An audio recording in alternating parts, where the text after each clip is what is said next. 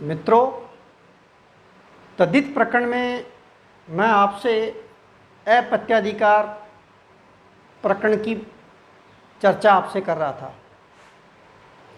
पिछले कालांशों में हमने अप्रत्यार्थ को देखा, फिर उसके बाद में अप्रत्यार्थ में संतान अर्थ में, फिर हमने गोत्राप्रत्यय अर्थ को देखा पढ़ा।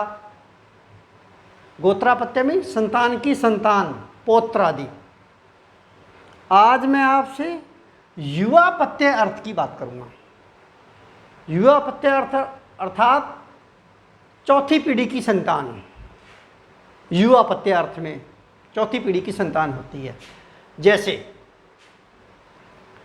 गर्ग शब्द है, गर्ग शब्द का अप्रत्यय अर्थ हो गया गार्गी, पुत्र हुआ गार्गी, और उसका पुत्र हुआ गोत्राप्रत्यय अर्थ में गार्ग्य, और चौथी पीढ़ी की संतान आ गई गार्ग्यायण है। इसी प्रकार से जैसे दक्ष है तो दक्ष से अप्रत्यय अर्थ में हुआ दाक्षी, गोत्राप्रत्यय अर्थ में भी हुआ दाक्षी ही, और युवा प्रत्यय अर्थ में हो गया दाक्षायण है, चौथी पीढ़ी की संतान अर्थ में। एक सूत्र है यई योश्च, यई योश्च। सूत्र क्या कहना चाहता है कि गोत्राप्रत्यय अर्थ में जो पिछले कालांश में हमने पढ़े थे, गोत्राप्रत्यय अर्थ में जो ये और जो इये प्रत्यय से मिलकर जो शब्द बने थे, उन शब्दों से युवा प्रत्यय अर्थ में फक प्रत्यय होता है, फक प्रत्यय होता है। उदाहरण देके बताना चाहूंगा मैं आपको। जैसे गर्ग शब्द से ये प्रत्यय गोत्रा प्रत्यय अर्थ में अपन लोगों ने जोड़ा तो बना गार्ग्य, और फिर युवा प्रत्यय अर्थ में फक प्रत्यय जोड़ा तो बन गया गार्ग्यायण। इसी प्रकार दक्ष से गोत्रा प्रत्यय अर्थ में हमने ईय प्रत्यय जोड़ा तो बना दाक्षी, और युवा प्रत्यय अर्थ में फक प्रत्यय जोड़ा तो बनता है दाक्षायण। इसी प्रकार से वत्स से ये प्रत्यय जुड़कर और फक प्रत्यय जुड़कर युवा प्रत्यय अर्थ में बन जाता है वात्स्यायन। दशरथ से गोत्रा प्रत्यय अर्थ में ईय प्रत्यय जुड़कर फिर युवा प्रत्यय अर्थ में फक प्रत्यय जुड़कर बनता है दाशरथायन। हाँ, एक इसमें एक और सूत्र आएगा, मैं अभी बता दूं आपको। सूत्र है आय नई नीय, आय नई नीय फैड खेच गाम प्रत्यादीनाम।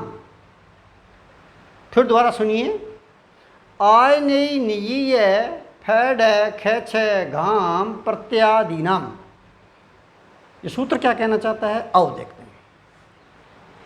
कि प्रत्यय के आदि में स्थित, ध्यान रहे प्रत्यय हो, प्रत्यय के आदि में स्थित तद्धित प्रत्यय है ना। फ हलंत को आयन न हलंत आदेश हो जाता है, और प्रत्यय के आदि में ढ हलंत जो दिया हो तो उसको यह हलंत आदेश होता है। ख हलंत हो तो उस ख हलंत को ईन आदेश होता है, न हलंत। प्रत्यय के आदि में यदि छ दिया हुआ हो तो उस छ हलंत को यह हलंत आदेश होता है, और यदि घ दिया हुआ होता है प्रत्यय के आदि में तो उसको ईय आदेश हो जाता है, यह हलंत। उदाहरण देके बताना चाहूँगा। जैसे गार्ग्य से फक प्रत्यय हमने जोड़ा तो फक में से फ हलंत को आयन हो जाता है, और फ का ए वो बाद में जुड़कर न पूरा हो गया, और आयन बन गया। तो गार्ग्य प्लस आयन का गार्ग्यायन है, गार्ग्यायन है। इसी प्रकार से एक शब्द है विंता। इस विंता से धक प्रत्यय करते हैं तो ढ हलंत को एय आदेश होकर वैन्तेय बनता है। क्या बना? वैन्तेय। इसी प्रकार से ग्राम शब्द में जब ख प्रत्यय जुड़ता है तो ख हलंत को ईन आदेश होकर ग्रामीण बनता है। समझा आ रही है ना आपको बात, किस तरह से कौन कौन से प्रत्यय जुड़ रहे हैं। और अब है छह, तो छह हलंत को ये आदेश होता है। कैसे? जैसे शाला शब्द है, शाला में छह जोड़ा तो छह हलंत को ये आदेश होकर के शालीय बनेगा। इसी प्रकार से क्षत्र शब्द है, क्षत्र शब्द में जब घ प्रत्यय जुड़ता है तो घ हलंत को ये आदेश होकर के क्षत्र को क्षत्रिय बनता है। मुझे विश्वास है आपको समझ में आ गई होगी बात। सूत्र दोनों क्या कहना चाहते हैं।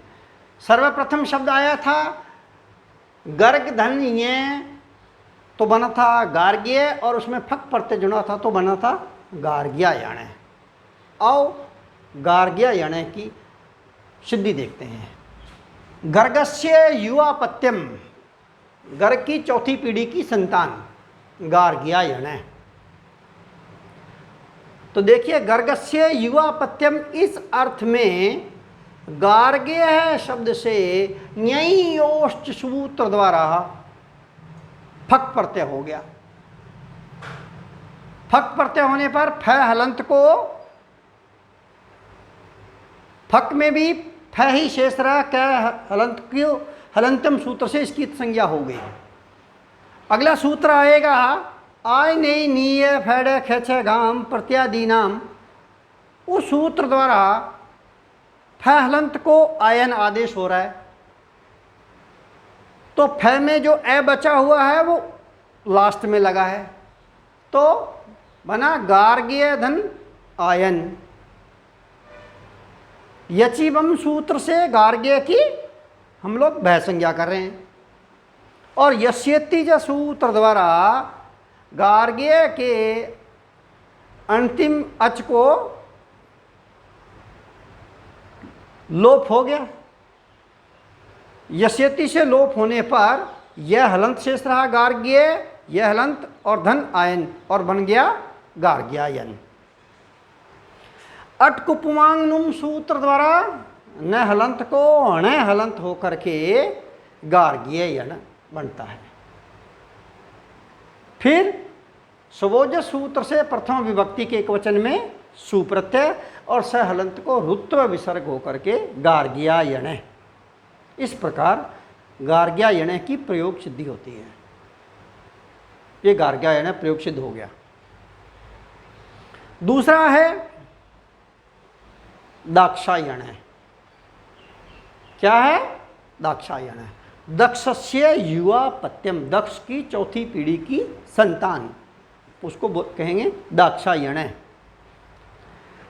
वही दक्षस्य युवापत्यम इस अर्थ में दाक्षी, क्योंकि इसमें गोत्रापत्य अर्थ में दक्ष धन ई जुड़ा हुआ है तो दाक्षी बनता है ना।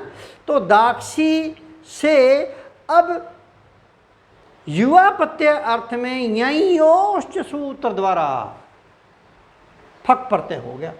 फक में भी क हलंत की इत संज्ञा होने पर फ शेष रहा, और आय नई नीय फैड खेचे गाम इस सूत्र द्वारा फ हलंत को आयन आदेश हो गया, न हलंत, और फ का बचा हुआ ए लास्ट में लगेगा।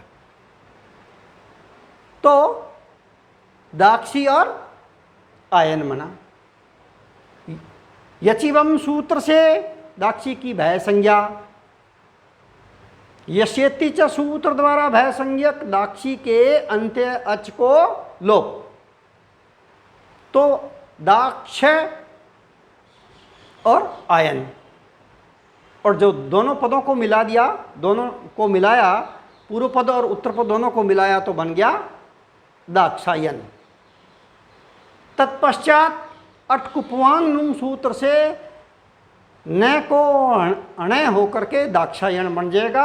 स्वज सूत्र से प्रथम विभक्ति के एक वचन में सु आ जाएगा और सहलंत को रूपत्व विसर्ग करेंगे तो दाक्षायण बनता है। तो इस प्रकार मित्रों आज हमने अपत्याधिकार इस प्रकरण में हमने गोत्रापत्य अर्थ की चर्चा की और गोत्रापत्य अर्थ में जो ये और ईय प्रत्यय लगे करके जो शब्द बने थे उनसे जब युवापत्य अर्थ बनाते हैं तो उसमें फक प्रत्यय लगता है। और मैंने खूब सारे मैंने आपको उदाहरण भी करके बताए हैं। मुझे आशा ही नहीं पूर्ण विश्वास है कि आपको समझ में आ गया होगा। अगले कालांशों में फिर मिलेंगे। जय हिंद।